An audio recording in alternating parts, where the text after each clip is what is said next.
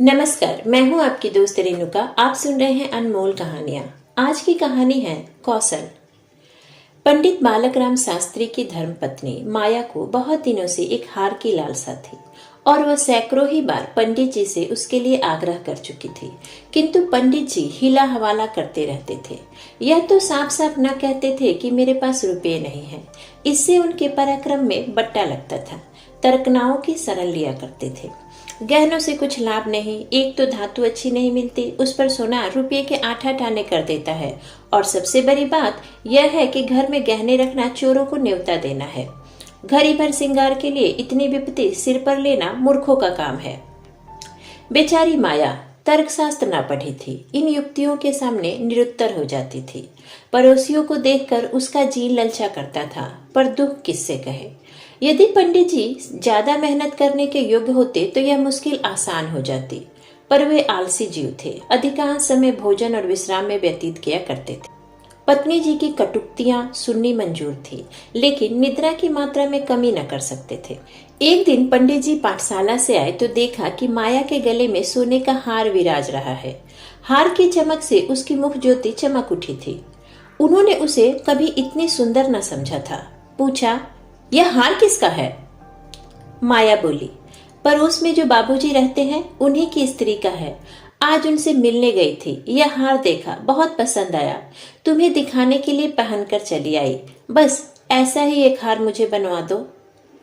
पंडित, दूसरे की चीज नाहक मांग लाई, कहीं चोरी हो जाए तो हार तो बनवाना ही पड़े, ऊपर से बदनाम भी हो। माया, मैं तो ऐसा ही हार लूंगी, 20 तोले का है। पंडित, फिर वही जिद। माया, जब सभी पहनती है तो मैं भी क्यों न पहनूं? पंडित, सब कुएं में गिर पड़े तो तुम भी कुएं में गिर पड़ोगी। सोचो तो, इस वक्त इस हार के बनवाने में 600 रुपये लगेंगे। अगर 1 रुपया प्रति सैकड़ा भी ब्याज रख लिया जाए तो 5 वर्ष में 600 रुपये के लगभग 1000 रुपये हो जाएंगे। लेकिन 5 वर्ष में तुम्हारा हार मुश्किल से 300 रुपये का रह जाएगा। इतना बड़ा नुकसान उठाकर हार पहनने से क्या सुख? यह हार वापस कर दो, भोजन करो और आराम से पड़ी रहो। यह कहते हुए पंडित जी बाहर चले गए। रात को एकाएक माया ने शोर मचाकर कहा, चोर चोर, हाय घर में चोर, मुझे घसीटे लिए जाते हैं। पंडित जी हकपका कर उठे और बोले, कहाँ है, दौड़ो दौड़ो। माया, मेरी कोठरी में गया है, मैंने उसकी परछाई देखी। पंडित, लालटेन लाओ, जरा मेरी लकड़ी उठा लेना। माया, मुझसे तो मारे डर के उठा नहीं जाता। कई आदमी बाहर से बोले, कहाँ है पंडित जी, कोई सेंध परी है क्या? माया, नहीं, खपराल पर से उतरे हैं। मेरी नींद खुली तो मेरे ऊपर झुका हुआ था। हाय राम, यह तो हार ही ले गया, पहने पहने सो गई थी, मुए ने गले से निकाल लिया, हाय भगवान। पंडित, तुमने हार उतार क्यों न दिया था? माया, मैं क्या जानती थी कि आज यह मुसीबत सिर पड़ने वाली है, हाय भगवान। पंडित, अब हाय हाय करने से क्या होगा, अपने कर्मों को रो। इसलिए कहा करता था कि सब घड़ी बराबर नहीं जाती, न जाने कब क्या हो जाए। अब आई समझ में मेरी बात, देखो और कुछ तो नहीं ले गया।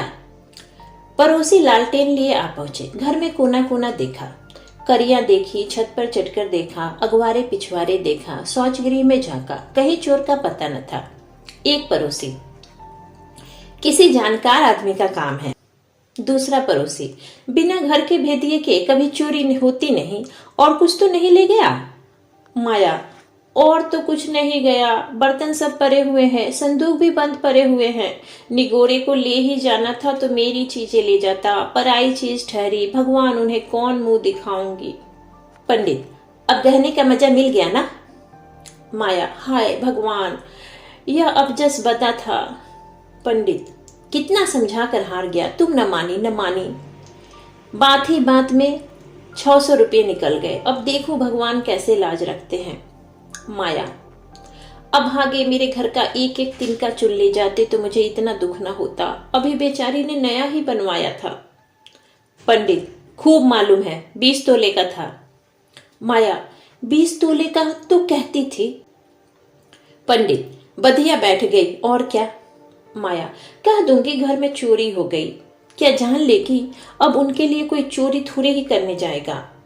पंडित, तुम्हारे घर से चीज गई, तुम्हें देनी पड़ेगी, उन्हें इससे क्या प्रयोजन कि चोर ले गया या तुमने उठाकर रख लिया?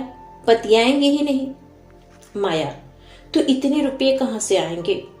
पंडित, कहीं न कहीं से तो आएंगे ही, नहीं तो लाज कैसे रहेगी? मगर की तुमने बड़ी भूल। माया, भगवान से मंगने की चीज भी न देखी गई। मुझे काल ने घेरा था, नहीं तो घड़ी भर गले में डाल लेने से ऐसा कौन सा बड़ा सुख मिल गया। मैं हूं ही अभागिनी। पंडित, अब पछताने और अपने को कोसने से क्या फायदा? चुप होके बैठो। पड़ोसिन से कह देना घबराओ नहीं, तुम्हारी चीज जब तक लौटा न देंगे तब तक हमें चैन न आएगा। पंडित बालक राम को अब नित्य ही चिंता रहने लगी कि किसी तरह हार बने। यूं अगर टाट उलट देते तो कोई बात न थी, पड़ोसियों को संतोष ही करना पड़ता, ब्राह्मण से डार कौन लेता। किंतु पंडित जी ब्राह्मण तत्व के गौरव को इतने सस्ते दामों न बेचना चाहते थे। आलस्य छोड़कर धनोपार्जन में दत्तचित हो गए। 6 महीने तक उन्होंने दिन को दिन और रात को रात नहीं जाना। दोपहर को सोना छोड़ दिया, रात को भी बहुत देर तक जागते। पहले केवल एक पाठशाला में पढ़ाया करते थे, इसके सिवा वह ब्राह्मण के लिए खुले हुए 101 व्यवसायों में वह सभी को निंदनीय समझते थे। पर अब पाठशाला से आकर संध्या समय एक जगह भगवत की कथा कहने जाते। वहां से लौटकर 11-12 बजे तक जन्म कुंडलियां, वर्ष फल आदि बनाया करते। प्रातःकाल मंदिर में दुर्गा जी का पाठ करते। माया पंडित जी का अध व्यवसाय देख देख कर कभी कभी पछताती कि कहां से कहां मैंने यह विपत्ति सिर पर ली। कहीं बीमार पड़ जाए तो लेने के देने पड़े। उनका शरीर छिन्न होते देखकर उसे अब यह चिंता व्यथित करने लगी। यहाँ तक कि 5 महीने गुजर गए। एक दिन संध्या समय वह दिया बत्ती करने जा रही थी कि पंडित जी आए। जेब से पुड़िया निकालकर उसके सामने फेंक दी और बोले, लो, आज तुम्हारे ऋण से मुक्त हो गया। माया ने पुड़िया खोली तो उसमें सोने का हार था। उसकी चमक दमक, उसकी सुंदर बनावट देखकर उसके अंतःस्थल में गुदगुदी सी होने लगी। मुख पर आनंद की आभा दौड़ गई। उसने कतार नेत्रों से देखकर पूछा, खुश होकर दे रहे हो या नाराज होकर? पंडित, इससे क्या मतलब? ऋण तो चुकाना ही पड़ेगा, चाहे खुशी से हो या नाखुशी से। माया, यह ऋण नहीं है। पंडित, और क्या है? बदला सही। माया, बदला भी नहीं है।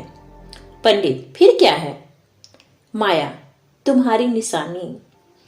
पंडित, तो क्या ऋण के लिए कोई दूसरा हार बनवाना पड़ेगा?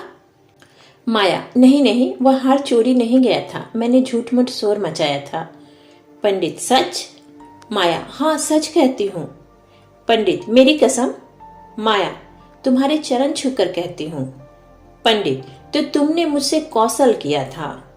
माया, हाँ। पंडित, तुम्हें मालूम है तुम्हारे कौशल का मुझे क्या मूल्य देना पड़ा? माया, क्या 600 रुपये से ऊपर? पंडित, बहुत ऊपर। इसके लिए मुझे अपनी आत्म स्वतंत्रता को बलिदान करना पड़ा। इसी के साथ मैं आपसे विदा लेती हूँ। फिर मिलूंगी एक नई कहानी के साथ। तब तक आशा करती हूँ कि आप कहानियां सुनते रहेंगे और करना नहीं भूलेंगे लाइक, शेयर एंड सब्सक्राइब।